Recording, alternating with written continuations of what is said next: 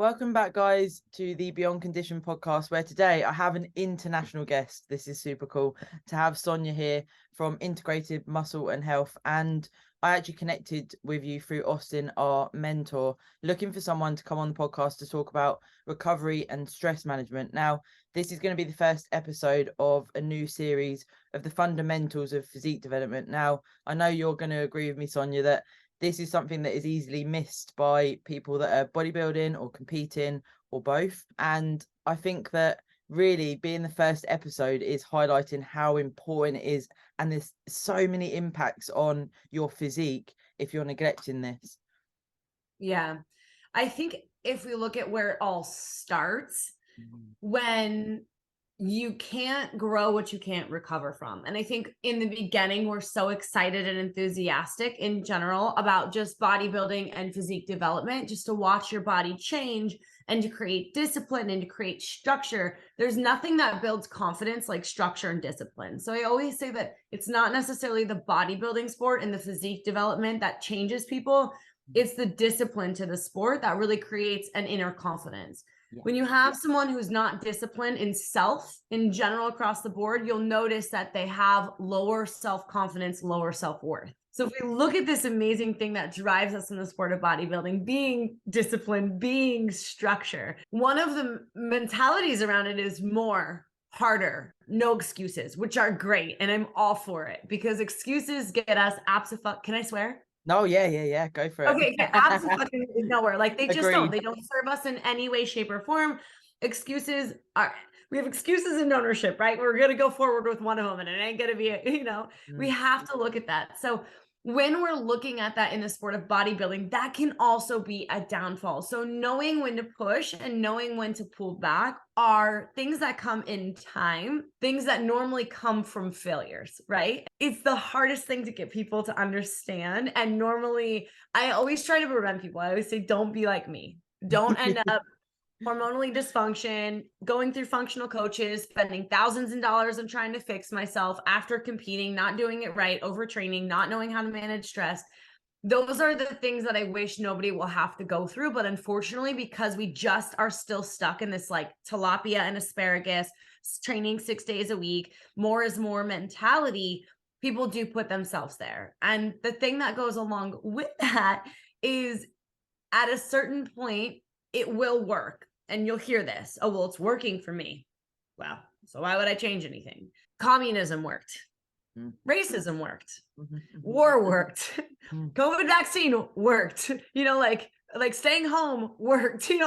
It's shit worked short term in a certain direction, right? Like when you are in a certain mindset, it doesn't mean it's the right thing. It doesn't mean it's a good thing. It just means that you have tunnel vision on and you're specifically shooting towards a goal. So you think that this is the right way to do it. It's a short-term mindset. It's not a long-term growth mindset.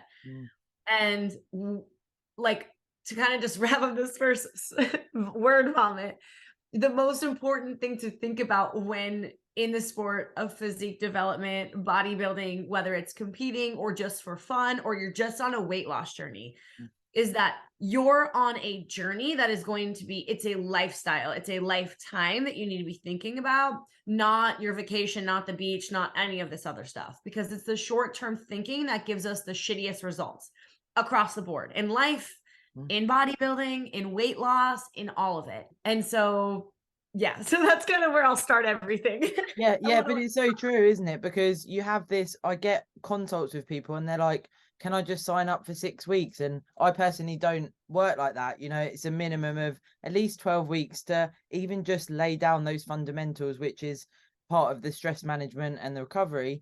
And then it's when you get to that 12 weeks, it's like, oh, I feel like I'm just getting in the groove now. I feel like this is becoming a lifestyle, and that's what we want. But doing 6 weeks, 8 weeks, all it's going to do is potentially, like you spoke about, hormonal dysfunction, crash dieting, all of these things, they do not work for a reason. And you often go back to where you started and some back, Yeah.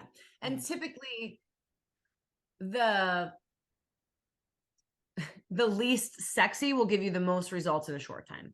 So it's very hard, but I always go through this with clients, like, or I'll have people ask me, like, I'll be out to dinner. I'm sure you go through this too as a coach, or people, oh, I heard your podcast, or, you know, and I just have to ask you, what can I do to like lose a little bit of weight from now until then? And they want this like super sexy supplement, mysterious something or other. And I'll simply tell them, sleep better, don't drink any alcohol, and follow an anti-inflammatory diet. So Mediterranean diet, whole foods, single ingredient foods, just do that.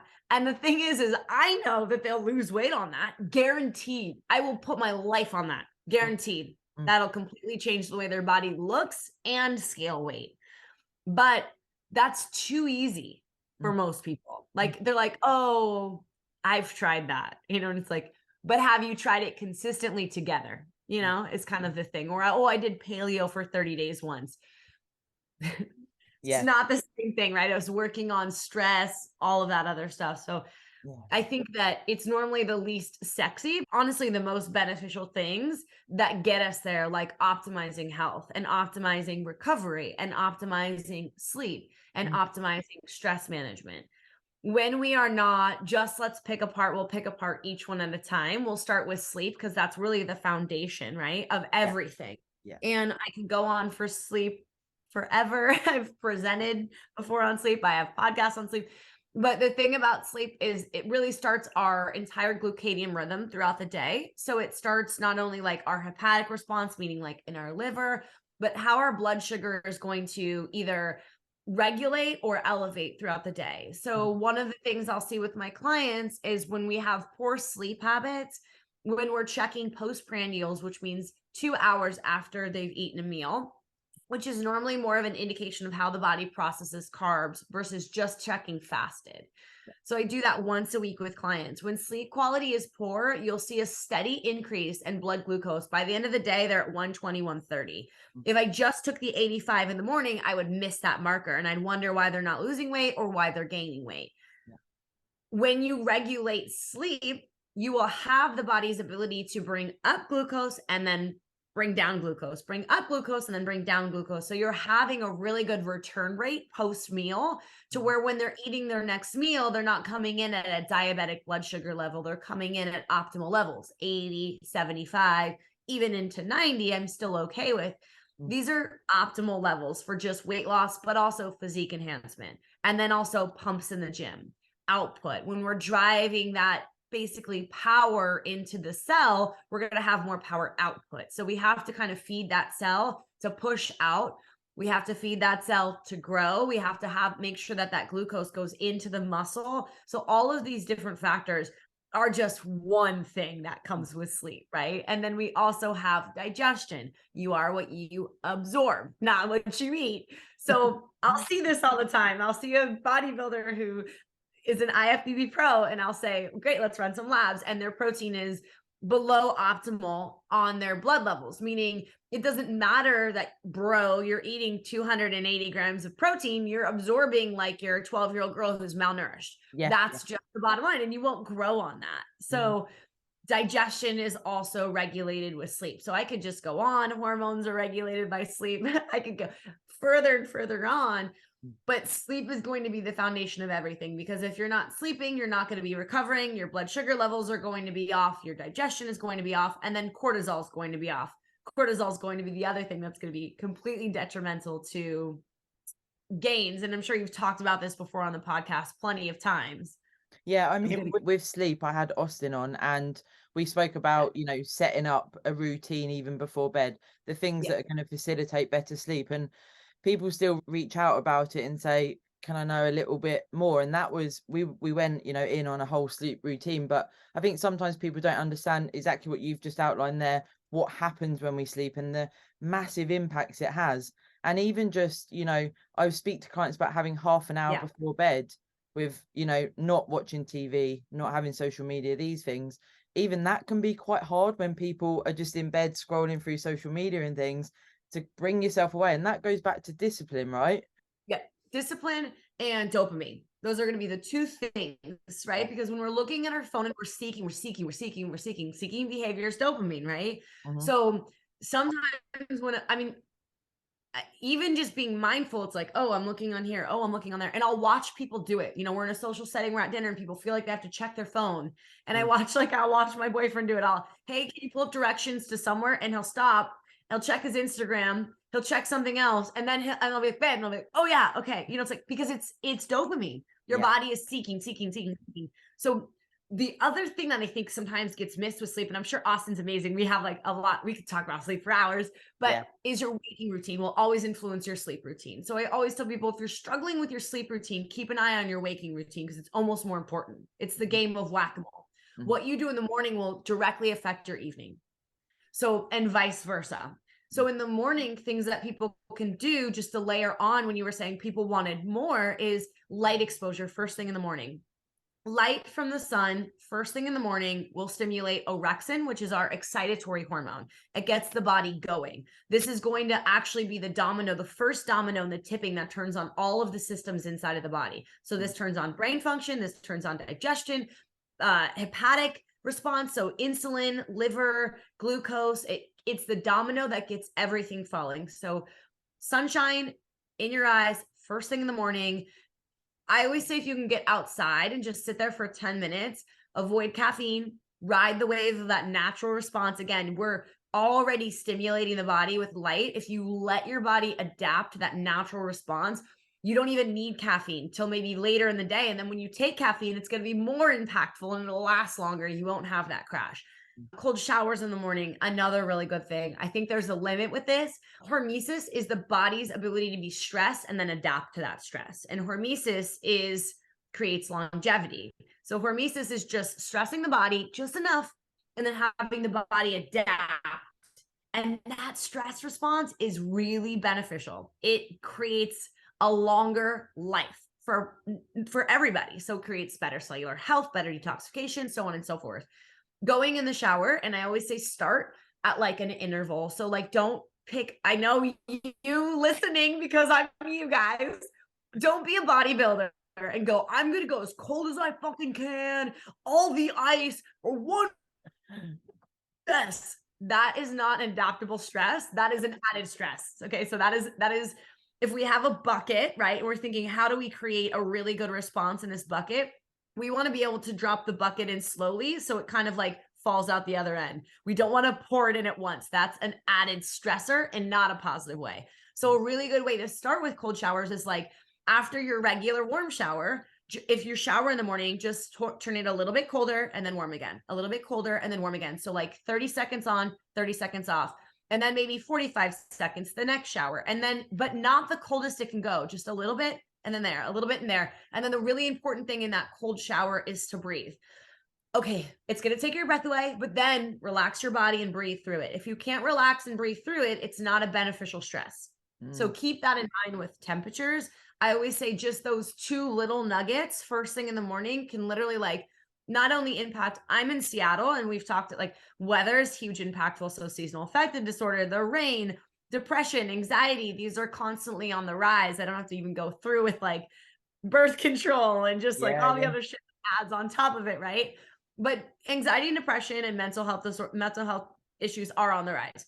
These two things will help with that.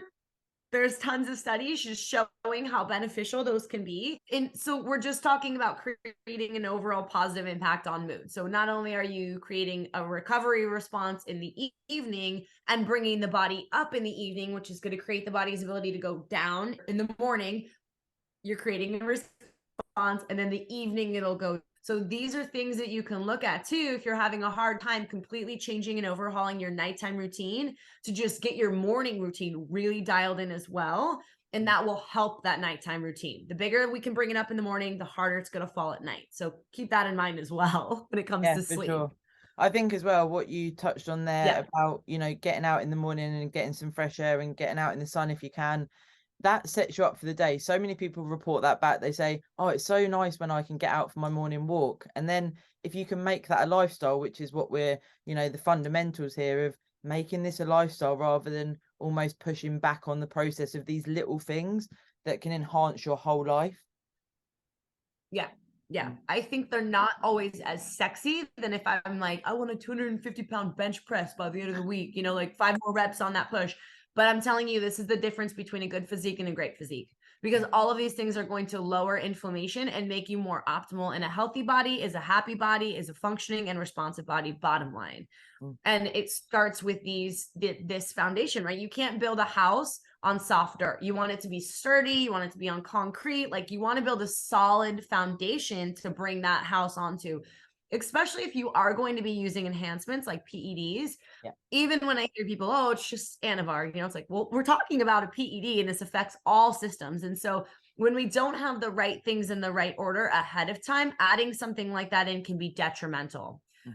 I'm not saying everyone needs to be on PEDs. I am a believer in the use of them at times, but I will definitely say that I won't ever put anyone on PEDs or suggest it. In fact, I'll highly say I will always be against it if they don't have those foundations. I have people come to me for consults all the time and they want to know, like, oh, will you do my protocol for gear? And it's like, no, you're not. First of all, that's not the route to go in. Like, let's get you working out and eating a little bit better and pooping daily, like these foundations first, because that's not, the PEDs aren't what makes that result. That's an enhancement. The foundation is what builds the house. That's the enhancement, right? So there's like a working order there. I think that sometimes people think that we'll just jump ahead and we can skip over this like boring area and then we'll just like fast track results. And unfortunately, that's just not the case. For sure. This is actually a mission I have with the podcast. So when I first started it 18 months ago, it was to increase the education around PEDs, particularly for females, because I find there's maybe a bit of a gap there. And sometimes I get messages like what you've just described there saying, oh, I'm going to jump on this. And I'm like, whoa, whoa, whoa, whoa, whoa. Like, what have you nailed the basics first? Like, I think sometimes because this sport in particular is very readily available, it's on Instagram, it's cool and whatever else. And then it's like, oh, I'll jump on cycle. And I don't know about you, but I always promote, unless the person is an individual case, I know some people that are heading for a pro con and they jump straight on, fine. But generally explore your natural potential, build the foundations, and then, go to stage at least once, give it a go, see if you actually like it before you go down this route.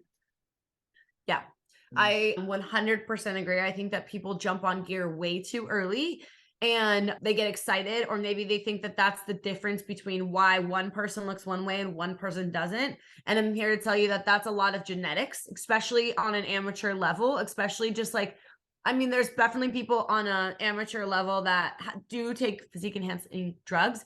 But what I will say is that for the most part, when you go to a bikini show, a local show, you'll drastically see the difference. That's not necessarily gear.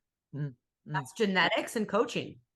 Yeah. On a very amateur bikini level, it's not necessarily gear. Now, there is PED use. Yes, there are. I'm not going to say there's not, but there's a lot less. And you can see that it's, from a coach's standpoint, it's not the drugs that are making the difference. I've seen people on a lot of gear that look like trash on stage. You're like, holy shit, they are going to have a rough go and coming out of this show, and they didn't even place top 5. Like, you're like, wow, this is really sad for them, because you trust your wellness and health with somebody. And that's why I think it's so important to have these podcasts, which I didn't have when I was competing, where people are talking more so we can educate ourselves and say, hey girl, like, it's the 12-week prep that fucked you. You should have done a 24-week prep. You should have done a prep before a prep. You should have made sure your food was high enough.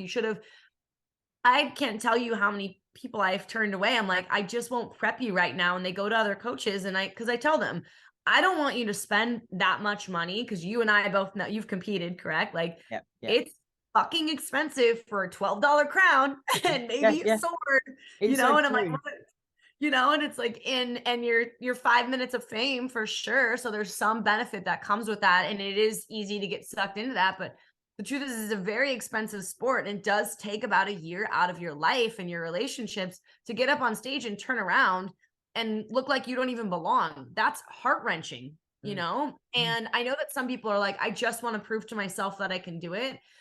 And that's coming from a person who hasn't gone on stage looking like they don't belong.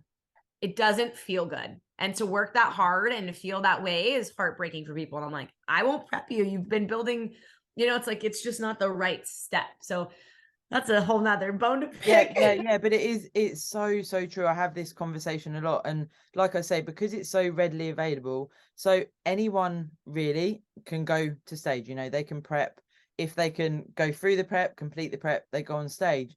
But the outcome, if you're not invested in this process for the right reasons, that's going to be intrinsic to each person. And you're just looking at someone else, or your mates down the gym go, you look really good, you should compete. And they haven't been exposed to what stage lean is, what you need to do. It's when you go through that process and you get to the tail end of that prep, when you are compromised hormonally, everything is going on. It's tough. And to do that, just like you say, to get maybe a little trophy or whatever, it's like actually a stage prep, it is extreme, and you are putting your health at risk. And I don't think people realize that. You can definitely do it. I always say, like, I used to believe I want to get somebody to stage the healthiest I can. Yeah, for sure. I don't necessarily believe that anymore. I want to get to somebody to stage as lean as I can. Yeah. And that came from hitting second a couple of times with clients and being like, I know I could have pushed them more, but I was like, well, I don't want their cycle to go away. And it's like, fuck that shit. They want to win, and they hired you to make them win. But I know that I can get them out as healthy as they can be. I know how to get their period back the fastest, support their hormones, support their thyroid, support adrenals, support stress, not overtrain, use refeeds. Like, there's a lot of things that I can do on the outside, or like for stress management and recovery, that I think I can diet somebody a lot lower on food, and I can get them a lot leaner when I do a cortisol reset every once a week, or I'll do it for 3 days every month, where I do like but it's a cortisol reducer. So it's got ashwagandha, it's got phosphatidylserine in it. And what that does is it helps drop cortisol, and I'll run it every 3 hours for 2 days in a row. And the body just resets every 2 hours or 3 hours, depending on the dosage in the product. You can do every 4 hours if it's stronger, but like for 2 days, I'll just run it, or one day, once a week, depending on the client and what kind of stress they have in their life. And I'll always see scale drops, better recovery, like a lot. I can push them a lot harder when I'm doing that during that time too. So there's like tricks and tips that you can do to optimize recovery, to manage stress a little bit more, and to really push an athlete. So there's that fine line of knowing when to push and when to not push somebody. So don't not push, just manage the recovery and the stress part, and you'll be good to go. Yeah, for sure. I mean, it'd be really interesting to hear a little bit more about talking about the post-show window there. And of course, you'll relate heavily to this. It is very individual, but when you come off the back of the show, so we've spoken about, you get to your show, you complete your prep. So you have that, like you said, 5 minutes of fame. You wake up the next day, still the same person, and you're like, fuck, hunger hormones, everything just kicks in. And it's like, how has it kicked in on this day? Because of course you've just built up to that massive goal. And then I speak about it a lot on the pod, as you can imagine, the rebound, the reverse out, all of those things. And again, something that needs education, but maybe a bit of a summary in how you reverse someone out and how you look at planning that out with them. Yeah, it's so hard. So I have different mindsets around it, and I don't work with enough athletes to feel like I've perfected it, to be honest with you. I do work with bikini athletes. I have like 5 that I prep when they're ready to prep. And I have a pretty high functional load, but I do know how to prep an athlete, and I do know what it's like, and I have lived it, and I have lived it with my clients. And as a female coach, I think that you can relate to this. We're just a little bit more emotionally involved at times with our clients. Like, we feel for them, it's just different, we're just different. We're mom bears, and so I go through it with them as well as having lived it. And what I can say is that, one, it comes in time. This response to reverse dieting, the ones I see very successful at it have done this a couple times, and they know what to expect, or they have already very eating disorder like behavior, and they're fearful of food. And I know that, and that's not everybody, and I don't want to put a blanket statement on, so don't hear my heart when I'm saying the things I see the most, not this is either one or the other. is that when people are successful in their post show, it's typically because they've experienced 1 or 2 shows previously. For sure. And it's a little bit different for them. They know what to expect and what to not do. And or they have very eating disorder restrictive mindsets already around food. And so they're terrified to eat off plan. They're terrified to eat out. They're terrified, they're like post show still hitting every single macro. Like it's just different. And they'll sit in those feelings of hunger and they'll chew gum and drink a bunch of coffee and do all these things to suppress that. But what I can say is this isn't necessarily the right, like every client is going to be very individual, especially with the reverse show process, because there's a lot of emotions, especially with female athletes. Yeah. There's a lot of shame and guilt after overeating and binge eating. There's a lot of digestive issues. There's a lot of blues after competing. You aren't the talk of the town anymore or the local gym. No one's dropping in telling you they're rooting for you. You're not 5 weeks out. You're not all these things that were driving and motivating you before. So there is a little depression that can set in. The best thing, what I wish I would have had, is always what I try to give to my clients. And I wish that I would have understood cortisol and managing stress, sleep, and recovery a little bit more, because for me, what started happening is I was hungry and then I'd overeat. So then I'd overtrain. Yeah. Yeah. And then I'd be hungry. So then I'd overeat. So then I would do an hour or 2 extra of cardio. Yeah. So then and my food was too low at the time. Obviously, like coaching styles are very different. I'm sure the coach I had now knows more and better now, right? I hope. Yeah. And my food was still very low, which made me very hungry. So then, and it was a cycle. So then I felt guilt and shame. And then when I ate, I would binge eat, and then I would over exercise. And I see this with clients too. They're like, oh, I added in more cardio because I overate. And really the thing that we need to think about is like post show, what triggers hunger hormones? Like, yes, obviously being lean will trigger a hunger hormone, but shitty sleep, that will trigger a hunger hormone. High stress, that will trigger hunger hormones.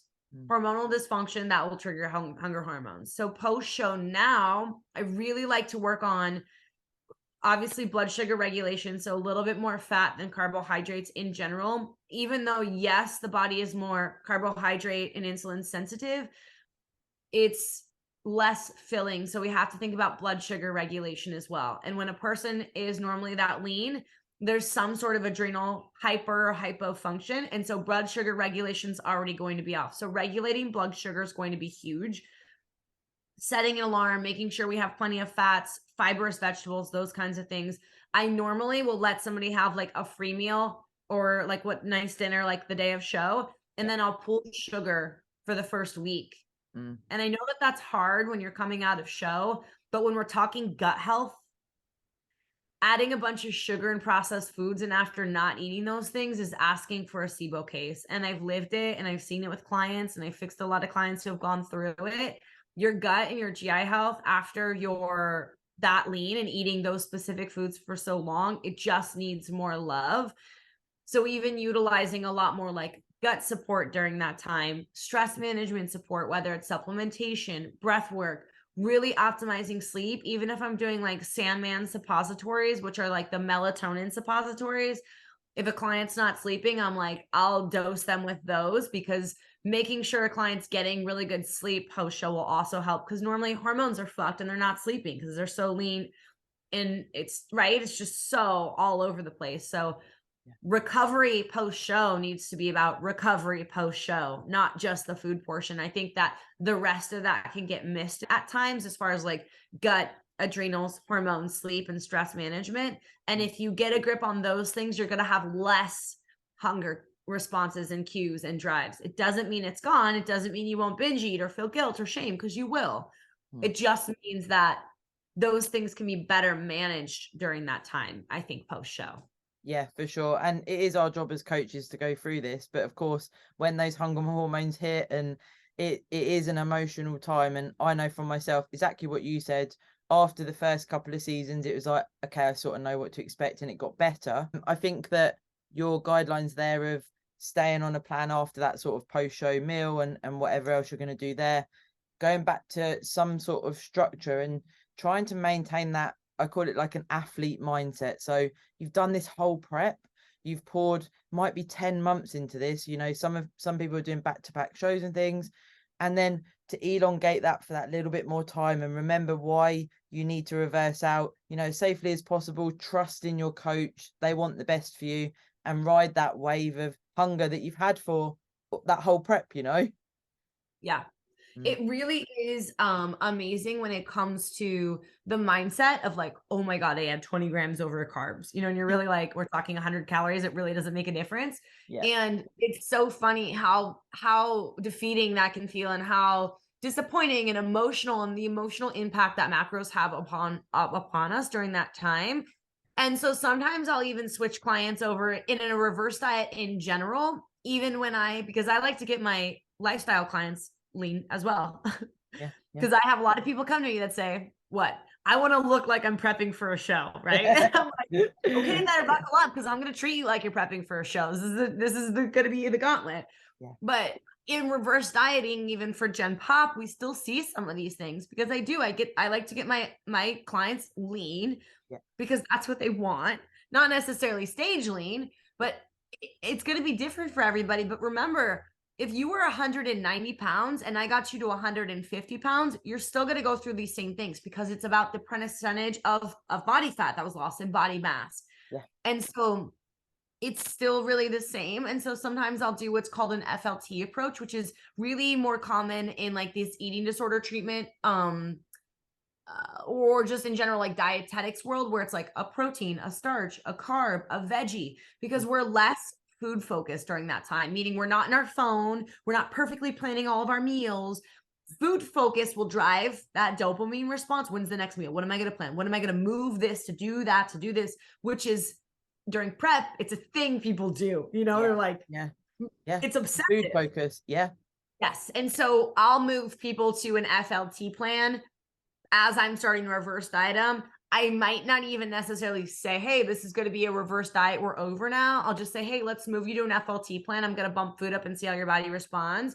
And I'll move them over to that approach where it'll say like a protein, a starch, a fat, and I'll give them a grocery list upon that. And that's beneficial because, one, it's going to be all anti-inflammatory, and it's going to be a Mediterranean process, so no process. So that means when I add more food in, they might actually lose weight. Yeah. And not necessarily in the same way, like, oh, reverse dieting and people drop, because I don't see that often. I don't see people's food go up and they lose weight coming out of a dieting phase. I'll only see that when somebody's been under eating lifestyle, and who knows if they've actually been under eating, so they don't know how to track alcohol, like that kind of thing. But normally, if I've taken someone through like a 10-week fat loss phase, when I move food up, they don't necessarily lose weight. Because we're moving food up, and it's I've already been managing cortisol and inflammation, so it's a good way to increase food without necessarily seeing that weight change, and also to support digestion, because as we bring food up, we have to support all of these different things inside of the body. Maybe I'll add in something like tyrosine and iodine to stimulate thyroid during that time, you know, so I can stimulate thyroid, because thyroid's probably downregulated a little bit.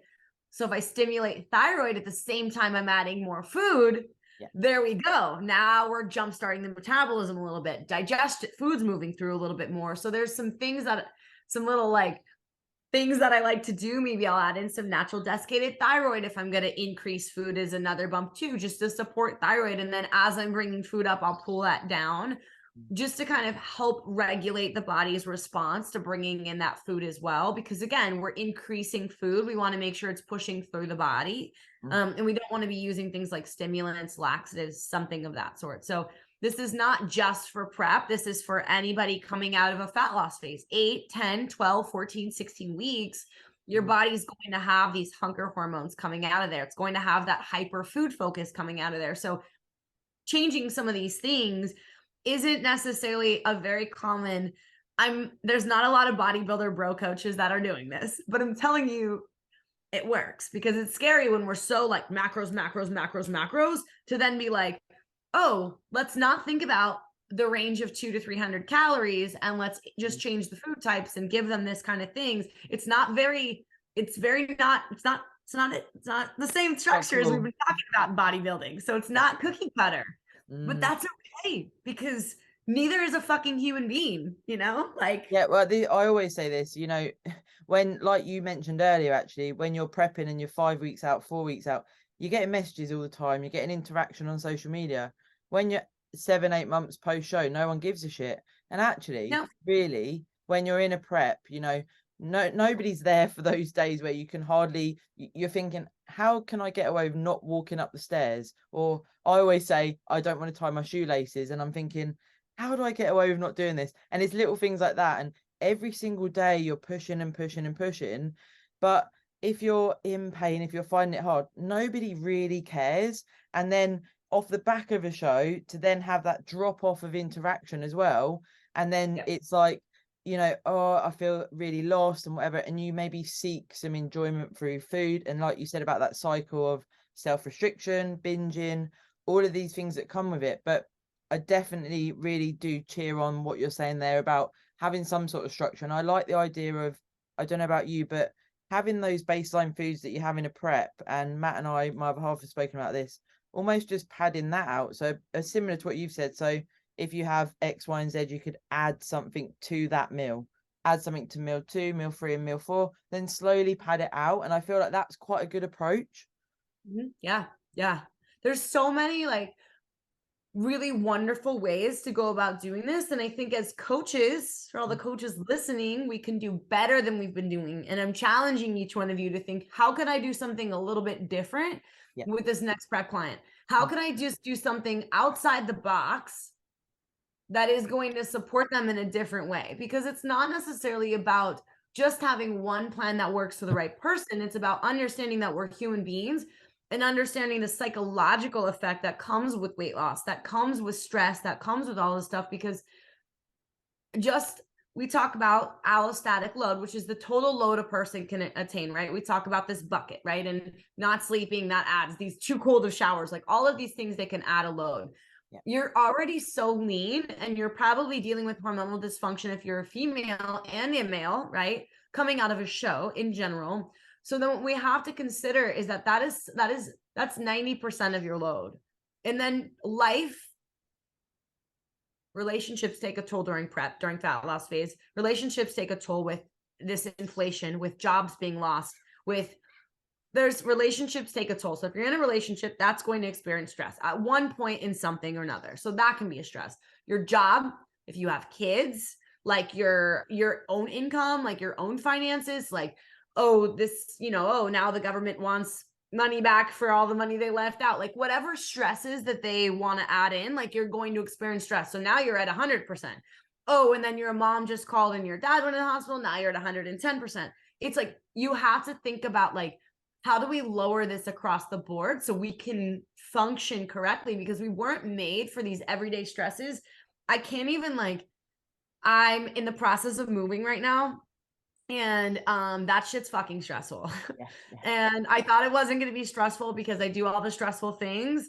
And of course, we moved out of our house, and the next day we realized our new house wasn't done for 1 day, 2 days, 3 days, for a week. Now we're living in a hotel. We've got our food, our stuff in storage with the cat and the kids. And you don't always get to choose what life gives to you. But what I chose to do during that time is say, okay, I'm not going to worry about posting on Instagram. I'm not going to really worry about Instagram in general. I'm not going to worry about, honestly, the processed foods, because we're living in a hotel and I'm eating peanut butter from the little containers. I can't necessarily weigh all my food, my supplements that I'm all about my supplements.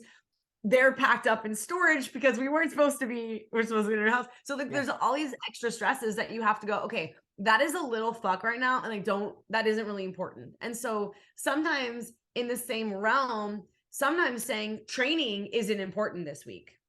My life is so chaotic that I'm just going to train 1 day a week and I'm going to stretch the other day. And that in itself, I know that some people say oh, that's more stressful to me.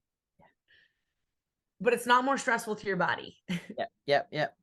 That stress is in here, is in your mind, and your mind is impactful. But the stress of going to the gym while you're actually going through that much mental stress is tenfold what the mental stress will do for you. So with recovery, it's important to kind of say, what is a big fuck and what is a little fucked as far as what will impact me, and then go from there, you know?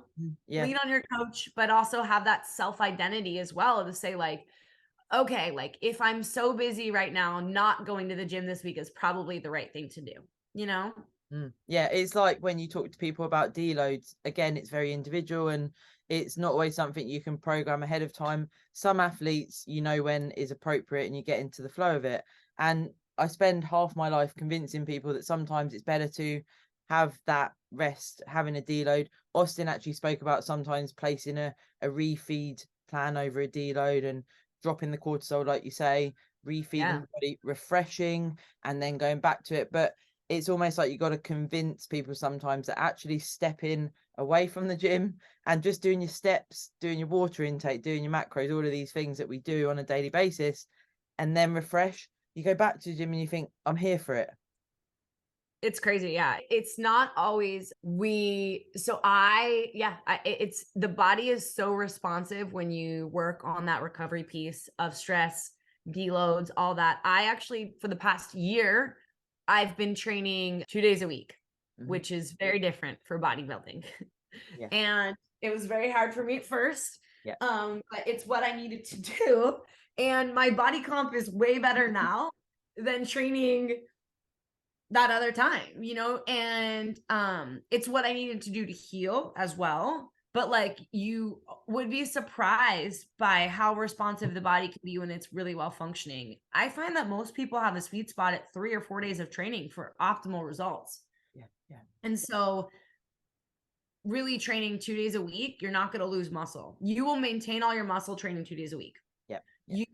And I think that people get scared. I'm going to lose muscle. I'm going to waste away. Like, if you're eating enough and you're sleeping really well, your muscle's not just going to be breaking down. That's not how the body works. Now, if you have too much stress, you're overtraining, you will hold on to muscle easier by eating and sleeping and training 2 days a week than eating whatever bro diet and not sleeping so well 5 days a week, because your body can't always recover when you have all the added said stress inside. So not that I'm not pro pushing,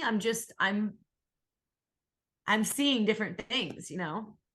Yeah, it's highlighting things like, you know, really high protein consumption you spoke about earlier. It's like, oh, well, I'm doing that because it's that sort of bro mentality.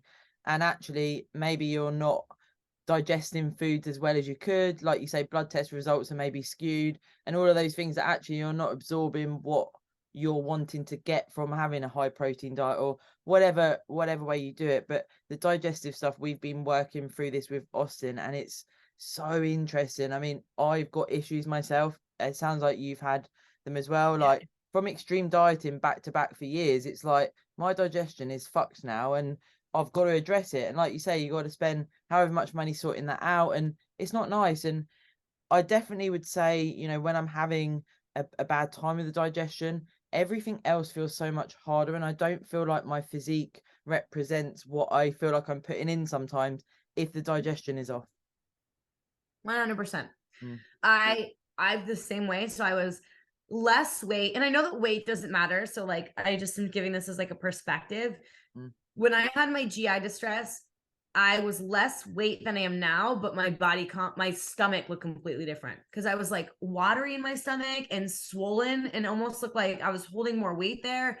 Where now I do have a little bit less upper body, which I've kind of worked on because I kind of got really excited. You know how it is, you grow up in the park, you're like, oh my God, back's my favorite. But my face just looks completely different. And my physique looks completely different. It looks more in line with a bodybuilder because I lost inflammation in my gut. I worked core. I was able to do core work a little bit more. I was able to like actually digest food instead of just being swollen and bloated all the time. And you don't necessarily realize that in the moment. You think, oh, I'm just getting fat. And it's like, no, you're inflamed. Totally different. They can look now. I mean, I'm like, I've been coaching for like almost 7 years now, which is crazy to think about. But now, and like only in the past year, I can see the difference between fat and inflammation in pictures.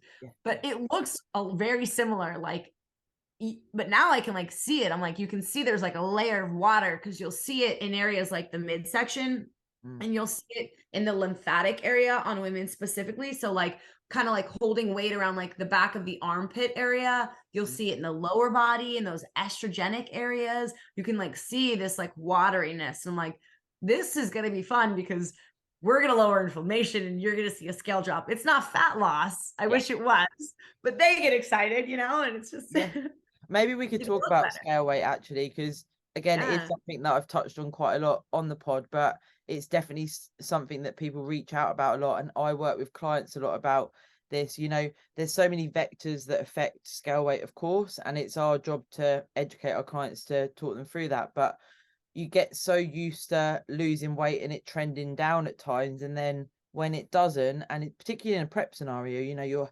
heavily stressed, you're not, you can't really fit much more in a day. You're already doing the cardio, the training, low food, etc., and then your scale weight might not move for a week, or it might even go up. And it's a tough one, isn't it, because it's an emotional tie. But particularly for bikini athletes, figure athletes, you don't get weighed when you're going on stage, but it seems like it's such an affiliation to that's the measure of progress.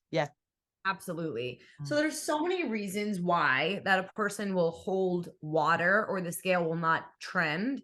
And the two biggest ones I see when someone gets leaner, I mean, there's obviously with a female cycle, this is so important to understand. There's 2 points in the cycle that a person's weight will go up: ovulation or around ovulation, and then a week before the period, then it'll drop right before the period starts, depending on clients, their estrogen. There's so many variables there as well. But the other thing to take into consideration just with hormones is that hormones fluctuate different times of day for different people. So Dr. Carrie Jones just posted a study on this recently too. If you don't follow her, she's like a hormone. She's the best. She's like, some people want to be like Superman when they grow up. I'm like, I want to be Carrie Jones. I want to be this doctor. She's just so great. She can explain things so clearly. So I highly recommend you follow her. But she talked about this study where different women were tested throughout different times of the day. And so, for example, testosterone, progesterone, estrogen, LH, and FSH. So these are our sex hormones, and they create ovulation, hormonal changes inside of the female body and male body. And for these 10 different women, they all had different changes. So some they were high in the morning, some they were high in the afternoon, some they were high at 10 o'clock, some they were high at 12 o'clock, some they were high at this. So if you are someone who maybe is higher in the morning with those, you might even wake up higher levels on higher days, or you might be somebody who sees a higher scale weight during your ovulatory phase where maybe someone else wouldn't. And that can change as well through different times of cycle. Stress will influence this.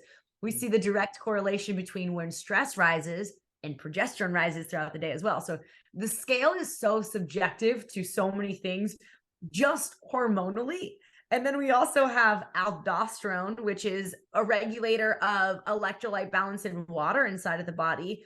That's created with cortisol and the adrenal stress response. So the adrenals have different layers. They're almost kind of like an orange, where it's like the orange part, the white part, the citrus part, like the seeds.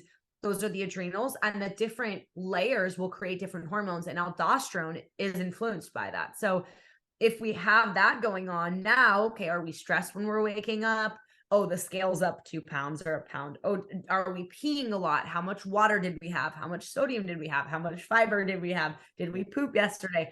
There's so many things that will influence the scale, and it can be such a stressful thing for people. And I've lived it. You've lived it. It's hard in that moment to realize it could be all of these things, but really, I just named like 20% of the things it could be. So one of the things I'll have my clients do if we're worried about scale a little bit more is I'll literally have them list out on a piece of paper by their scale. So when they're weighing themselves, they're looking at all of the variables it could be. I want you to just think about that and maybe think one of those things, because sometimes I'll say, well, tell me about your week a little bit more. You know, like I saw that you said that you were having stress on this day, and then the scale was up the next day, and they're like, oh, I got into a fight with my boyfriend. And then it was like, I didn't even have dinner till 10 p.m. And like, I normally eat dinner at 7. So like, oh, okay. Oh, and I was light on my carbs during breakfast. I've skipped breakfast. There's so many different variables with scale weight that realizing that it's just a number and then realizing all the factors that influence that number can sometimes help remove that stress. Not all the time. Not all the time for me. You know, sometimes the scale goes up 4 pounds and I'm like, I know it's just water, you know, but I'm like, are we sure that something's not happening?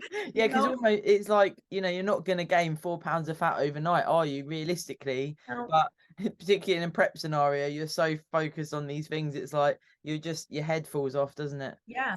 And that's that same thing where it's like training will definitely put this after leg day, my scale goes up 1.5 pounds after every leg day. Same thing. Back, maybe 0.5 pound to 1 pound, but leg day is always like 1.5 pounds. When I'm more stressed and I'm not recovering well, it's even higher than that sometimes.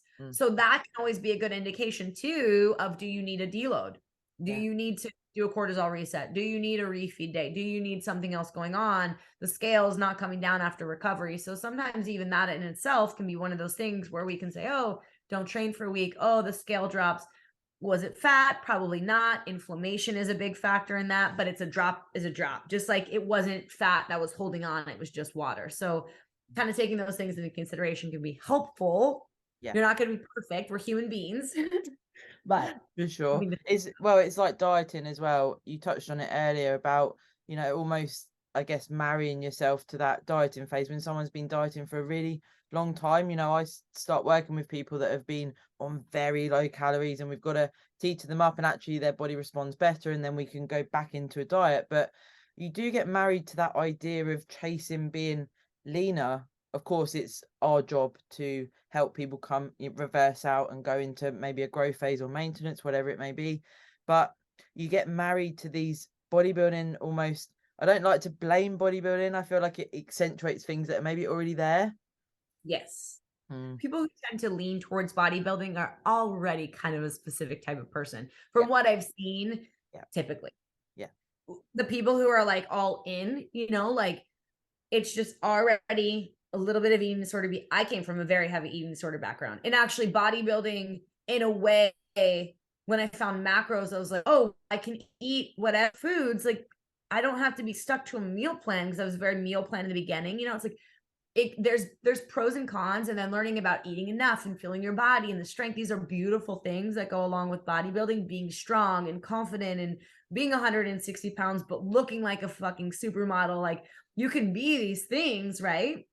But I think that there is an obsessive compulsive behavior that goes along with that. So identifying that is big. And I do see this obviously with clients. I do have to have the conversation that coming in, like, if you have to gain weight, I need to know how it feels. If I tell you you have to pull training for 4 weeks, I need to know how it'll feel. I've literally had people cry during a consult call. And I'm like, I'm not the right step for you, you know, unless we are working together alongside with a mental health professional, somebody who can help you with these bigger feelings, because I can't. I to an extent, there's a difference between an eating disorder and disordered eating. I can help with disordered eating. That's a mindset. But an eating disorder is very deep rooted, and it's very obsessive compulsive. It's very obsessive compulsive. It's the same. It's addiction drives it all. And so we tend to waver on that fine line. So I'd almost say, if you are somebody who tends to be that way, even being more mindful of things like refeeds, the scale, what's driving you, maybe go longer without the scale at times, or 2 weeks with the scale, 1 week off the scale, whatever you need to do. So it's not so much numbers driven data, which that's where I see that obsessive compulsive thing step in, which is why I do that FLT program with people to pull them out of that a little bit more. It's even like you say there about it around food. There's so many things available where you can measure your heart rate every 5 seconds, your sleep, all of these things. And I think sometimes I definitely personally have stepped away from some of those vectors, because I think it was stressing me the fuck out. Do you know what I mean? Yeah. And I will see it. I mean, like, I can see it at times. You know, I'll say, oh, a cup of rice, and how many grams specifically? Like, and I'm like, just a cup. It's measured in a cup. Well, but how many grams? Because it can be different. I'm like, I don't really care. We're talking like 60 calories difference, maybe. Doesn't matter, you know? That kind of like, yeah, but I need to know, you know what I mean? Is it my group of rice? Is this rice? Is it 150 grams? Or is it 165 grams? What if I cook the rice with a little bit more water, a little bit less? It doesn't matter. Just eat the fucking rice. Like, that's so easy to get into that thing, you know, or like this piece of bread is 64 grams and this piece of bread is 67 grams. It's like, it's easy to get there, you know, when you're tracking so much. Yeah, for sure. I think sort of leading off of that, maybe to wrap up, we could touch on communicating with those around you when you're a bodybuilder in general, but maybe particularly in a prep, and then off the back of that, how much of a positive effect that would have on your own internal stress from that external pressure. I think the thing that I always like to go through with people, and this is for Gen Pop and for prep clients, is that this is your journey, not their journey. And it's really important to know that your journey sometimes makes other people's journeys uncomfortable. So for example, if you're in a relationship and you're making a massive change and your significant other is not, just remember that they didn't sign up for this, you did.